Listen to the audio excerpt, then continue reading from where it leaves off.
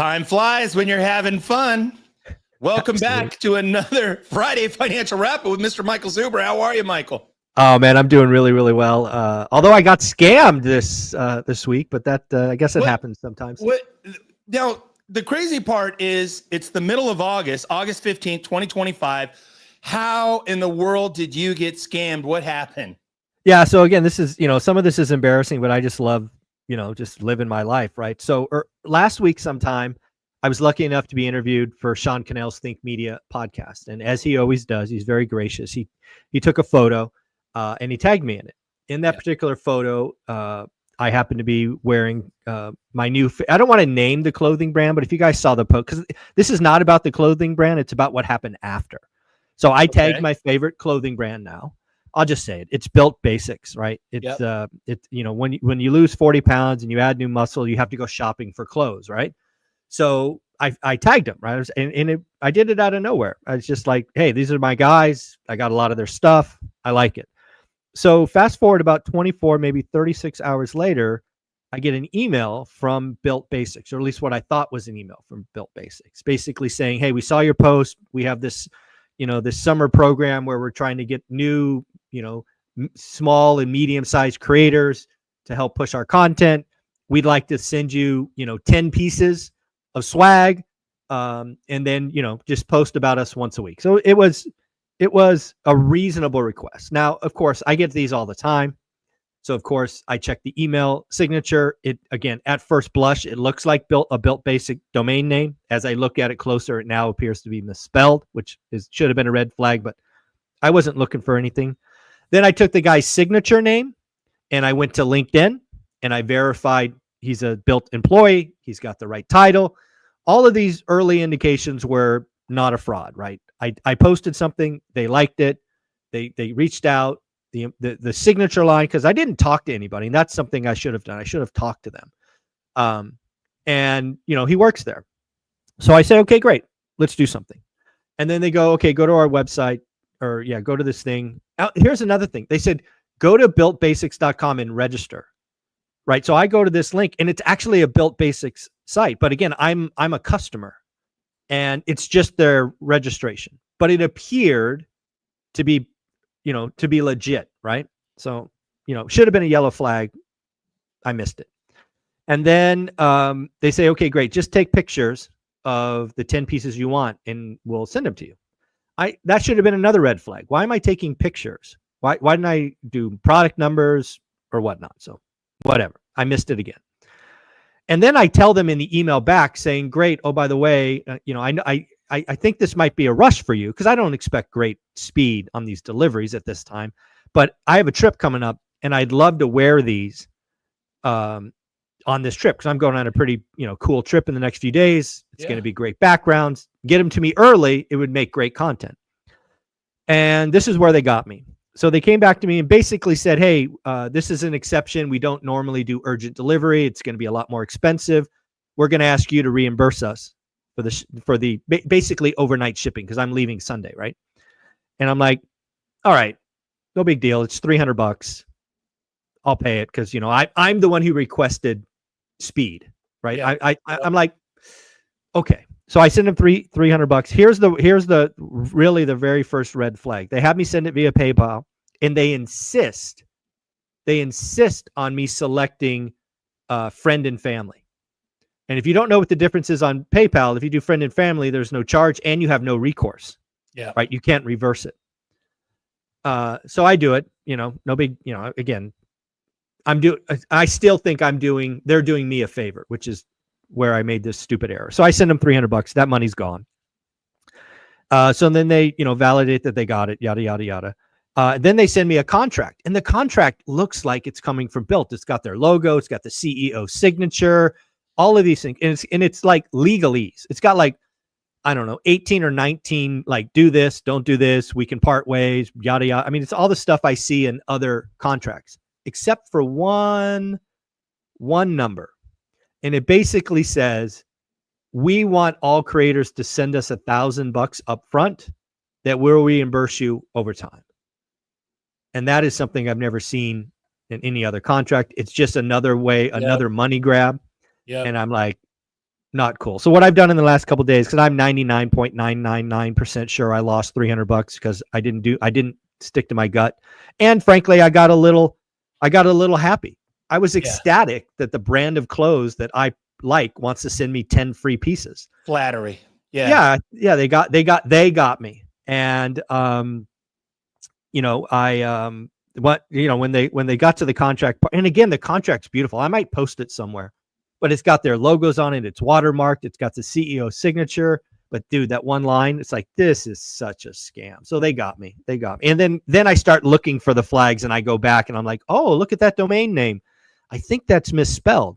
Right. And then I go and look up, the signature line. It's like, yeah, it's got his name and title, but it doesn't have his phone number. And I'm like, I got got. So wild that too, you would think, especially now, I wouldn't, in terms of influence, I consider you great in our space of real estate. Yeah. But it's interesting that I could see how they would prey on young, or newer influencers. Yeah. Oh, I got this thing and it's going to be good. And I just give them $1,000 and now I'm in relationship and I'm going to get $10,000 worth of product every year. And so dirty. Yeah. Folks, be careful. Be careful out there. Be careful. Yeah. Again, if you are a creator and you get asked, never send money. Again, they got me. I would have not sent, because I'm sure they would have asked for the $300 for normal delivery. But in my email back, I created urgency. Yep. Like saying I need it, an exceptional speed, almost overnight. And they're like, hey, we don't do that, but if you want it, give us money. And I'm like, all right. But yeah, I got that's $300 I won't get back. And now I'm even more suspicious. So anyways, be careful, guys. It's crazy out there. Nothing against the brand Built. No, not at all. It's not their fault. I still love their stuff. I'm wearing it now. I'm not mad at them. Absolutely. It's such a while, folks. Be careful out there. Be careful out there. So let's get into the show. Let's talk about inflation, CPI, PPI. What is it? What happened? Yeah. So again, every month we get 3 jobs numbers and we get 3 inflation numbers. This week is 2 of the 3. We got CPI and then PPI. So CPI came in this week, generally speaking, better than expected. Certainly wasn't the red flag that a lot of alarmists were calling for. In fact, CPI day, we saw rates come down, and we actually saw for a moment there 100% chance of a rate cut in September. And there for about 8 hours, we actually saw a chance for a 50 basis point cut. We'll talk more about that later. But then that all quickly vanished when the very hot PPI came out. It was at 3%, 0.9 month on month, much bigger, much worse. All 4 metrics were worse than expected. And again, PPI or wholesale inflation, it could end up, in the consumer's lap. Not that it has to. It's never 1-to-1, but it is certainly a concern. So, the odds of a 50 basis point cut disappear. People are talking about inflation, all of these things again. So, 1 point does not make a trend. We've been here before. We had one hot month about a year ago, and it didn't follow through. But, for the people looking for tariff inflation, you got all you needed this week with that screaming PPI number. And PPI, basically, we would refer to that as like the wholesale. Right. Yeah. So, it's if you think of a grocery store as a simple example, you at the register is CPI, but the grocer buying from their distributors is PPI. I mean, simply. Got it. Okay. So again, mixed signals now, right? All of a sudden it looks like we're going to get the rate cut. Now we've got a hot PPI number. Let's talk about the chances. Now, I know you have your thoughts and your call. What are the chances of a 50 basis point cut and then even maybe 25 basis point cut? What do you see in September? So again, the one thing that hopefully my audience knows about me is when I make a call, I'm not going to flip flop every week. So I'm going to stick with my 50, even with the hot PPI reading, because I still think the job market is much worse and we're going to get an adjustment at the beginning of September. So I'll stick with the 50. But what was really interesting is the odds of a 50 basis point cut were not even on the possibility until Tuesday evening and then Wednesday morning. All right, we got a chance. The highest I saw was over 6%, the chance of a 50, and then 94% chance of a 25. So the odds of the Fed doing nothing were 0. Right. So they were doing something. And then we got the hot PPI reading, and the odds of 0, meaning nothing, I think are up like 7% this morning, 93% chance of a quarter. The 50 has disappeared. But again, I think the chances of a 50 are not going to be about inflation. It's going to be about the jobs market. The hill I will die on today, at least for the next 4 weeks, is labor over inflation. Yep. And this week we got inflation reports. We didn't get labor, although we did get a weekly unemployment claim, which is nothing to write home about. But I think it's the September adjustment and the September jobs number that we will get that first Friday that could create a 50. I'm gonna die on that hill, at least for the next 4 weeks. Okay. So again, you've said this, very consistent. You've said this for months, for years. Jobs is going to be a key indicator in this shifting, changing economy. So of course we're going to keep an eye on it. What happened this week with retail sales? So retail sales is the number that I said over the weekend would be the big number of the week, because we needed to figure out if the consumer is cracking. Right. And nope, consumers, retail sales were up 0.5%, kind of right in line, up 0.3 ex autos. And, the often talked about collapse of the consumers are not happening. Yeah. And, the consumer has survived a lot. We are seeing some stress, some credit card stuff, but a lot of that I think is just makeup for the pandemic. What I don't think people realize, and then the doomers clearly don't realize, is we had about a 2-year period where bad behavior was, I don't want to say rewarded, but certainly not punished, right? Foreclosures weren't started. They were extended. Credit delinquencies weren't done. Student loan this, student loan that, autos, this, that, the other. And what I think we're seeing now with the rise in delinquencies is just finally bad behavior is being punished. And, when you have a 2-year period where you're not punishing anybody, the early actions will just distort the numbers. And, I think we're seeing some of that with credit card data, because we saw a big spike in credit card delinquencies and it's already rolling over. Yeah. And I just think it was that, credit card companies finally doing what they should have been doing for 2 years, but just started doing. So again, it's hard to be a doomer when, nothing seems to be cracking. So, retail sales, as expected, we keep spending. The American consumer is still alive and apparently still moving forward. So let's talk about our good friend, Thatch Nuin. You had a message from Thatch. Talk about it. Yeah, so Thatch was on the channel the other day, our school community. He's running a great event, but he had a post, Instagram post that went, in my world, crazy viral, like 3 million views. Yep. And I just want to read it, because this is where I am trying to help people. So this is from Thatch. This is Thatch's quote. "I don't know who needs to hear this, but if you don't take a percent of your active income and put it aside into income producing assets like real estate, you are going to work until you die." You just kind of leave that there in the middle of the room. To me, that's the 40-40 life, right? Work 40 years to live on, work 40 hours for 40 years to live on 40%. This also my wealth formula, right? You've got to create disposable income, which again, he's saying set aside. The Thatch has just a wonderful way of communicating, very, very storytelling. He's obviously has a track record that very few can compete with $100 million portfolio. And he was gracious enough to ask me to come speak at his event. He's given my community a 50% discount. It's Thatch 50 if you want to go see me there. Olivia's coming.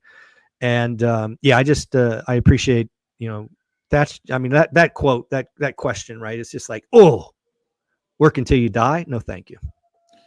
I think too, I love the fact that getting you and Thatch in the same room, absolutely phenomenal. To me, my Mount Rushmore, you talk about your Mount Rushmore of investors and for me, friends, my Mount Rushmore, Michael Zuber's on it, Thatch is on it. Let's speak also about another friend of ours who also on my Mount Rushmore, Pace Morby. Talk about Pace Morby. Yeah, so we are very lucky in this school community. Sunday morning, usually I do them at 8, but again, Pace is wildly busy, so we're going to do it at 9:30. That's when you know it's a special speaker, when I change my life for them. Yes. So I've changed my life for Pace, rescheduled everything Sunday so we could talk to him. He's going to go for at least 90 minutes inside the school community. And the reason I'm doing that is I'm trying to do a meet the speaker kind of event. And Pace is going to be the headline day 2 speaker at the ORAT event in Vegas. And, you're going to get a chance. If you're in my school community, you're going to get a chance to ask Pace questions. You can talk about maybe the thing he's doing now, 500 car washes. You can talk about getting, he and I vibe out on people getting to 4, right? No, you don't have to be Pace. You don't have to want to be a billionaire, but you change your life at 4. He's recently helped a lady get off the street. And that story is really cool to talk about. So I have no idea. You just never know where a Pace Morby conversation is going to go. But we will be talking to him live on Sunday. And if let me just say this, you can't talk to Pace for $20. No, that's not happening. Never. But he's doing me a solid, doing me a favor. And, you're going to get a chance in our school community Sunday morning, 9:30 to 11. So get in there. Get yourself into the school community. It's SKOOL, and you're going to go to one rental at a time. It's the best $20 you can invest into yourself. And again, try it for 30 days. If you don't like it, no big deal. Believe me, every one of us will blow $20 in a few minutes this weekend. Maybe today. Yeah. Right? I got scammed out of $300. That could have helped 15 people join.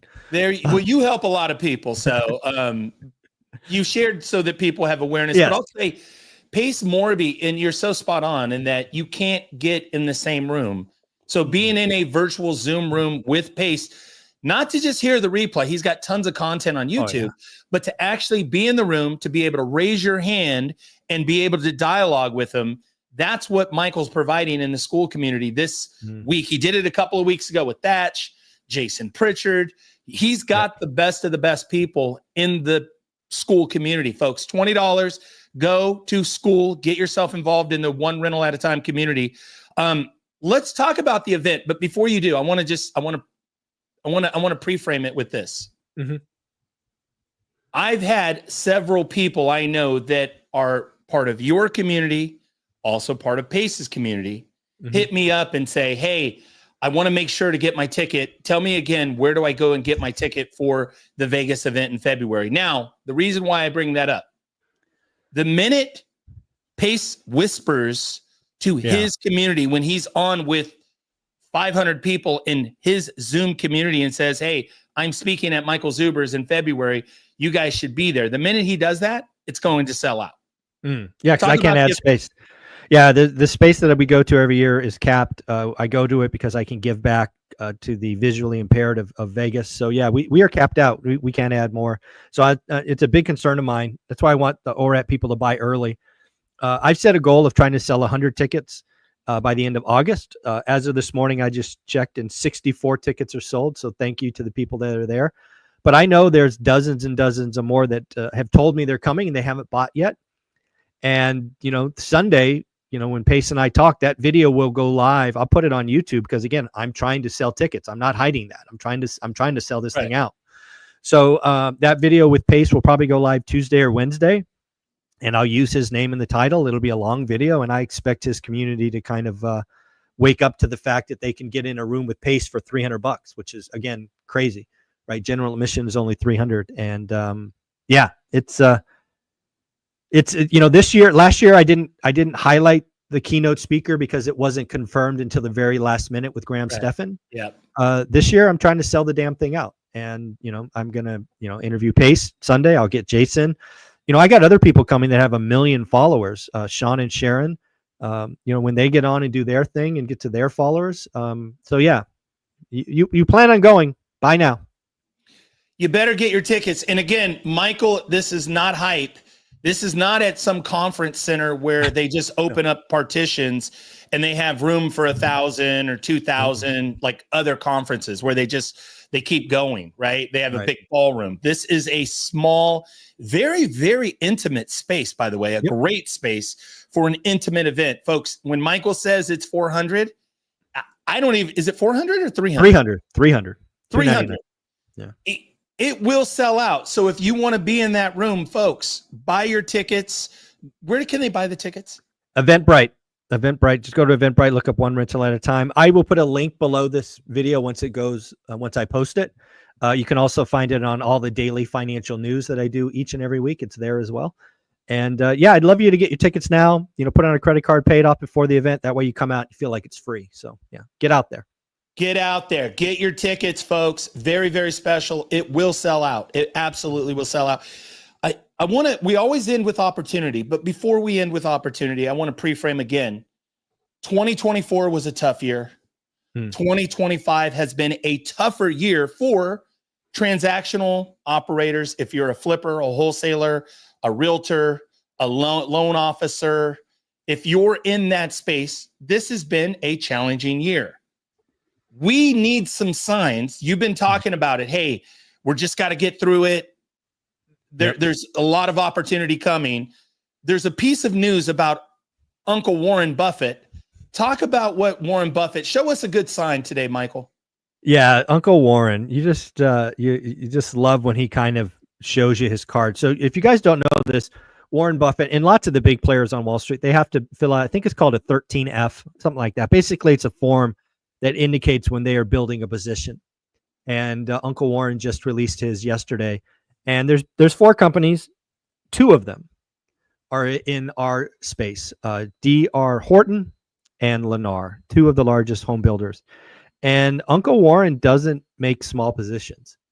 And he typically holds them for a long time. It is fair to say that sometimes Uncle Warren is early, but you can't ever say he's not committed. And, if you are in the real estate game, I could not imagine a more encouraging sign than seeing the arguably best buy and hold stock investor committing some big chips to real estate. Again, he's not making a play about tomorrow. He's making a play about next year and the year after.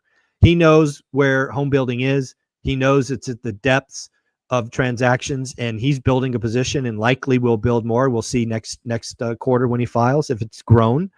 But yeah, I think it's an encouraging sign, and it's really funny. I said this, I don't know, a couple of months ago with Lance Lambert from Resi Club that August was going to be the low for transactions, and that September will shock everybody when we do better than 24 and 23. So we're getting really close to see if I'm right again. And then I talked to Ricky Carruth, another big creator in the real estate space, and he said that he can already see the signs at the bottom as well. And again, you can remember, folks, we're talking transaction, not price. And people still don't understand why transactions are so important. It's because it's part of the economy. It's 12 to 13% of the economy, and we've basically had 1/8 of our economy in a depression. Yeah, it's hard to get going when 1/8 of your economy is in a depression, and that, by my accounts, will start to change in September. So what's that? 2 weeks away. Yep. Ricky says we're there now. Uncle Warren's building a position. Maybe he's making a Q4, Q1 call, but at the end of the day, very, very smart and experienced people are like, this is almost over. That's what I take from Uncle Warren's vote of confidence. Absolutely positive news. You can't get a better sign for real estate, for housing, to see what most people we all would consider one of the greatest, if not the greatest investor of all time, saying, you know what, I'm moving some chips. I'm taking a big position in housing. That is really, really strong. So talk about, here we are. It's August the 15th, 2025. We're in the middle of August. You talk about the buyer's market. What are the opportunities for the One Rental at a Time community? Again, I think it's very clear, in my opinion, August is going to be the best of the best buyer's market, right? It's typically the slowest around the country. Some parts of the country, like Vegas, are hot, meaning temperature-wise. Other parts of the country are beautiful, and people are going out. They're getting ready for their kids to go back to school. It's also the time we're going to see delistings, pop, and people are going to start to wait for next year. It's probably the easiest time to write disrespectful offers. It's certainly the easiest time to follow up. And, I'm excited for it. Buyer's markets don't last forever. This could be, if you had to pick a month, this could be the best of the best right now, August. And, I'm not saying it ends in September. That's not what I'm saying. It's just, when you hit bottom, we start to grind our way out of it. And I mean, a buyer's market in most of the country could last till next year. Yeah. I think it lasts until the 30-year mortgage rate's 5.99. I think when it hits 5.99, you're going to see just a vastly different market. it might not hit 599 till next year. I'm not saying it's coming quick. I'm not making those calls. I'm just saying that's the number when things go wild. A lot of opportunity, folks. A great time to reposition equity, a great time to be buying, a great time to be aggressive. Something you've said we haven't talked about, but again, the deal of a decade, a deal of a lifetime. It could be that opportunity that you're looking for happening right now. We are in a buyer's market. Should people hold their breath for interest rates to come down? No, you should be writing deals that make sense today. You should also, in a buyer's market, be getting the seller to give you 2 or 3 points of credit so you can do a buy down that doesn't cost you personally anything. Again, it's about set it and forget it. Don't bet on appreciation. Don't marry the house, date the rate. I've always told you that's dangerous. I actually heard a creator say they should do that with multifamily, which is just the ultimate stupid thing to do. But yeah, no, right deals that make sense today at today's prices, today's rates, and hold for the long term. Just like Thatch says, hold for the long term. Hold for the long term, like Michael says, like Thatch says, like Pace is doing. Hold for the long term. Michael, you are on my Mount Rushmore. Thank you for all that you do. Amazing, absolutely amazing. Folks, don't sleep on 2 things. Right now, sign up for school. Get yourself on that Zoom with Pace Morby. Go to SKOOL school. Look up one rental at a time. It's the best $20 you'll waste $20. This will be the best $20 investment you can make this weekend. Also, buy your tickets for the Vegas event. Go to Eventbrite, one rental at a time for February, President's Day weekend. It's right around the corner, folks. Get your tickets. It will sell out. Michael, thank you for all that you do. Have a great weekend. Thank you, buddy. I appreciate the opportunity to talk each week. Later.